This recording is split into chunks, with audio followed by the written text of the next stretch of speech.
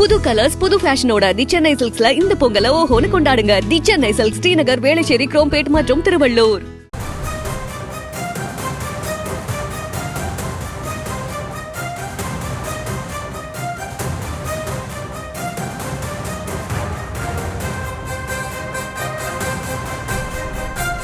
அண்மை செய்தியை பார்த்து வருகிறோம். ராமநாதபுரம் மாவட்டத்தில் 30% பேருந்துகள் இயக்கப்படுவதாகவும், பிற மாவட்டங்களில் இருந்து ராமநாதபுரம் வரக்கூடிய பேருந்துகள் மட்டுமே இயக்கப்படுவதாகவும் தகவல் வெளியாகி இருக்கின்றன. அது குறித்தான அண்மை செய்தியை பார்த்து வருகிறோம்.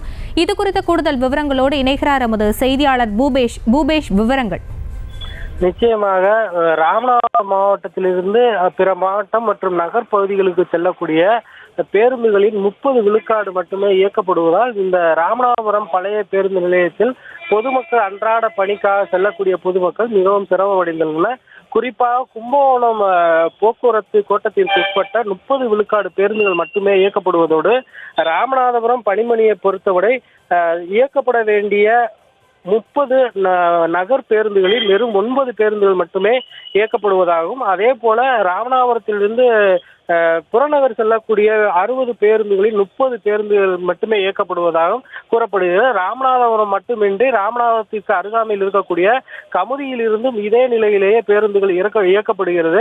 ராமநாதபுரம் மாவட்டத்தை பொறுத்தவரை ராமநாதபுரம் மாவட்டம் பழைய பேருந்து நிலையமானது மைய பேருந்து நிலையமாக செயல்பட்டு வருகிறது. இந்த பேருந்து நிலையத்திலிருந்து அன்றாட பணிகளுக்காகவும் பல்வேறு தேவைகளுக்காகவும் ராமநாதபுரம் மட்டுமின்றி ராமநாதபுரத்திலிருந்து பிற பகுதிகளுக்கும் செல்லக்கூடிய மக்கள் இங்கு வந்து செல்லக்கூடியது வழக்கம். அவ்வாறான சூழலில் போக்குவரத்து தொழிலாளர்களுடைய அந்த வேலை நிறுத்தத்தின் காரணமாக ராமநாதபுரம் வந்து செல்லக்கூடிய மற்றும் இங்கிருந்து வெளியில் செல்லக்கூடிய பேருந்துகள் 30 விழுக்காடு பேருந்துகள் மட்டுமே இயக்கப்படுவதால் தங்களுடைய பணிகளை மேற்கொள்வதிலும் பிற பகுதிகளுக்கு செல்வதிலும் பொதுமக்கள் கடும் சிரமம் அடைந்துள்ளனர். அதே போல பிற மாவட்டங்களில் இருந்து நேற்று இரவு அல்லது காலையில் அதிகாலையில் எடுக்கப்பட்ட பேருந்துகள் மட்டுமே நகர்பகுதிக்குள் வந்து செல்வதால் இங்கிருந்து இயக்கப்படக்கூடிய சொற்பமான பேருந்துகளுக்கு மக்கள் நீண்ட நேரம் காத்திருக்கக்கூடிய ஒரு சூழலானது நிலவுகிறது.